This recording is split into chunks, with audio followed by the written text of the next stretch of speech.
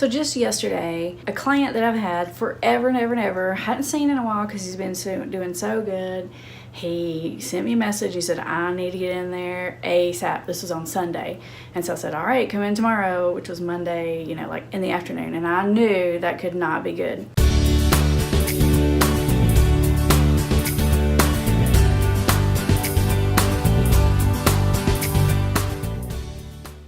So this client of mine, this is a guy who is in recovery for alcoholism, and when I first met him, he was married, and because of his drinking, he lost his marriage, and everything was horrible, but he dug out of the hole, and it was not easy, and he worked so hard, and he had 2.5 years or so of sobriety, and he met another lady, and he fell in love, and he married, and he sort of moved out of town, and he was living with her, and I was just so happy for him. And so it was this guy, and he called me. I was like, oh no, because I just was so rooting for him. He'd come such a long way. And so he comes to my office, and I was like, well, I don't know what's happened, but I know if you text me and say I gotta get in there like right now, that it ain't good. So what's going on? So he says, well, I've been in a relapse for the past couple months, and I was kind of hiding it and sneaking it, but then I drank on the way home, and it was like a family cookout, and I kept drinking and sneaking, and then I was like super drunk, and so obviously busted. And so of course his new wife, she knew he was in recovery, she knew he shouldn't have been drinking, but she still didn't know the old like alcoholic version of him. She knew the like really good recovered version, but she knew this problem was out there. And so she was so upset, and she was rightfully hurt that she had been lied to, and I can't believe you drank like that, and the kids are here, and all the right reasons why she would be upset. So she said, you need to go talk to Amber, which is like what these spouses always say. So he comes down and he's talking to me about this, and he says, well, she says, I gotta have a plan. And I was like, yeah, I could imagine you probably should have a plan. And so she had sort of like written down some things that she thought might be helpful, and she's pretty familiar with recovery and counseling processes, so she knows a little bit about what she's talking about. She said, I think you should do this and this and this, and one of the things on the list was, I'm gonna test you every day or something like that. And this comes up a lot because of the lack of trust and the frustration. They'll say, well, I'm going to breathalyze you anytime I want to or whatever. The problem with this is it's keeping you in the bad guy role. And this is so not good for your marriage. I'm not saying they don't deserve it. I'm not saying that you should trust them. I'm just saying that you shouldn't have to be the police officer. Because here's what happens with that. Let's say you tell your husband who's got a drinking problem, I'm going to breathalyze you every night at 7 o'clock or before we go to bed or whenever it is. What's going to happen is the guy or whoever's drinking, the wife, whoever, will feel bad about it, and they'll say, okay, I'm fine. And then everything will go fine for a while, and they'll take the test, and they'll pass the test, and they'll take the test, and they'll pass the test.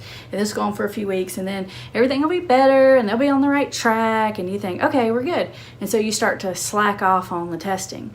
And then they come home one afternoon, they're acting super sketch, and they were later than they should have been getting home from work, and you're like, something's up. And so then you pull out your breathalyzer, and you're like, I want you to take a test. I feel like you've been drinking. Oh my gosh, you have just entered World War 5 zillion, because this is going to be the statement. The statement is going to be, you don't trust me, and this is ridiculous, and it doesn't matter what I try to do to prove to you. You always think I'm drinking. I might as well just be drinking. This is ridiculous. And then they turn it on you. And then the next thing you know, you feel like the big jerkball who doesn't trust them. And I'm telling you, addicts and alcoholics, they have this superpower of being able to like twist it on you like you're the bad guy. I'm telling you, they're so good at this. So you gotta get better at it. You gotta stay 10 steps ahead. I would encourage you not to put yourself in that role. There are some other better ways of creating some accountability, so make sure you check out those videos on recovery monitoring and that sort of thing. I'm a big fan of recovery monitoring and accountability, but if at all possible, the family member should not be the one having to carry that out, because it turns the marriage into like a parentified role, like you've been bad and you got to prove it to me, and I'm the boss and you're the kid, or probation officer and parolee or something. It just is not good for the relationship. So if you can stay out of that, stay out of that. It's just absolutely necessary to build trust. And what I said to the guy that was in my office, I said, listen, I don't think you should do that. I think you should do this other recovery monitoring stuff. I said, but if you are going to do that, then you need to go out and you need to buy the breathalyzer,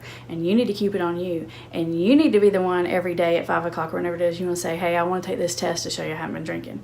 And then it's your responsibility. You're testing yourself. You're earning your own trust back, not the other person having the device and asking you to take it, because that makes them or you have to be the bad guy, and that's bad for your relationship. So when at all possible, You, as the family member, don't take on that role. Let the counselor do that, like me. Let a recovery monitoring system do that. Let the probation officer do that. Here's what I told that wife, because when I met with him, he said, well, we got to call her 15 minutes before the end of session because she's going to see her plan. I was like, I bet she does.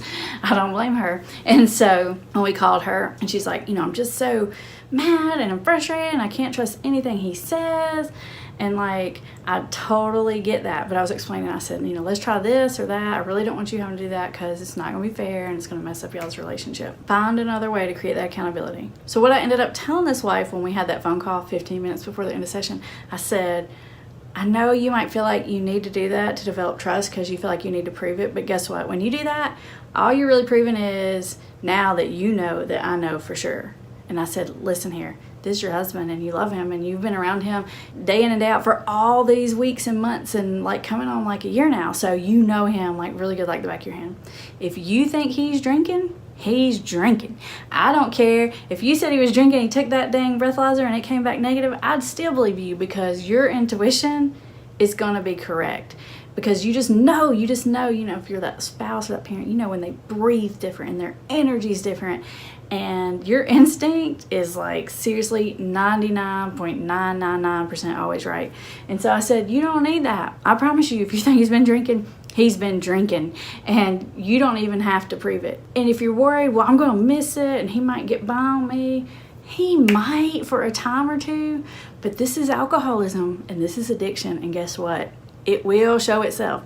You don't have to chase it down. You don't have to look for it. If they can manage their drinking and they can stay out of trouble and they can stay under the radar, then they're not alcoholic. So if you know for sure that they're alcoholic or addict, don't worry about it. You don't have to chase it down. It will show itself. Do yourself a favor. Don't put yourself in this role. Let it come to the surface if it needs to. And just trust your instincts. If your gut tells you it's happening, it's happening.